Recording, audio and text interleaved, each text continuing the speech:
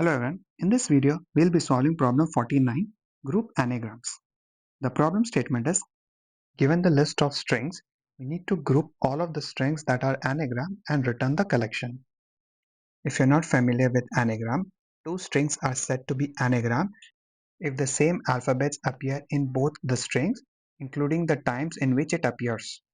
And Let's take an S2 is example where ATE. S1 is eat Both and are S2 is anagrams of 8. each other If you because look the at same individual characters are characters in each available. of the strings, they are the same.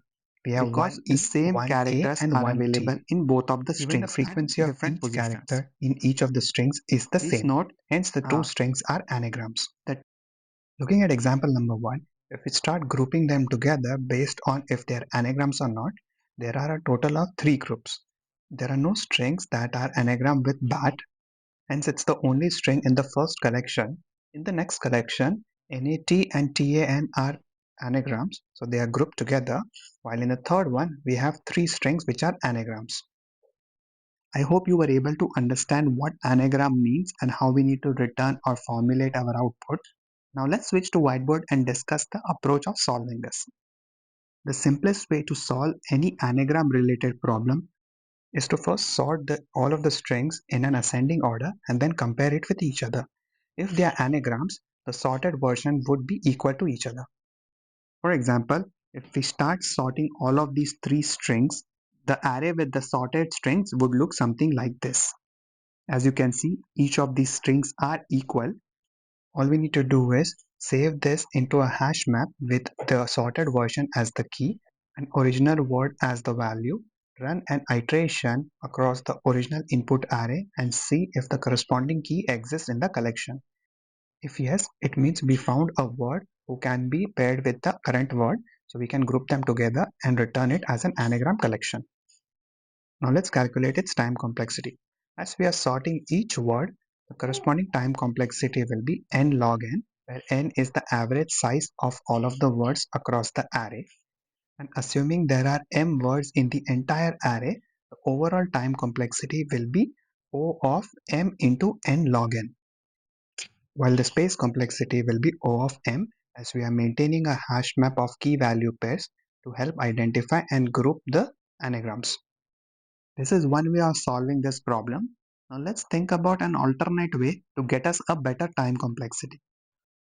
As we need to compare two strings to determine if they are anagrams or not, what if we try an approach where we can generate a unique key for each word and make sure that the key is common or consistent with any other string who is an anagram. For example, if I'm trying to generate a key for 8 and EAT, it should be the same because they are anagrams of each other. But if I compare the key with a different word, the key should be different. One way to generate that key is to use an array of size 26 where each position represents an alphabet. After the array is initialized, the next step is to run an iteration on all of the characters in the word and increment the corresponding position in the array by 1.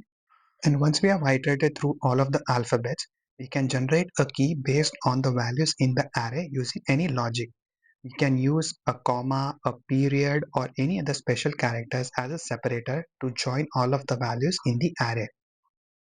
Let's get a better understanding about this approach by running a simulation with a given input, starting with ATE as the first word. If we start the iteration, the first alphabet is A, so the corresponding character or the index will be 0 in the array, so we'll set the value as 1 and increment the pointer. We'll repeat the same process for the remaining characters, that is T and E, and update the corresponding positions in the array. Now we can generate the key using the values in the array by using any kind of a separator like a hash, period, comma, or anything. Once we generate the key, we can save it in a collection. If we repeat the same operation for the next string, that is EAT, the key will be the same because we have the same set of alphabets in the input string. And when we check the collection if the key exists, we'll find the entry, which means that the current string already has a valid anagram present. So we'll add the current string eat to that entry and continue with the iteration. At the end, we'll return these values as our output because the two strings are anagram.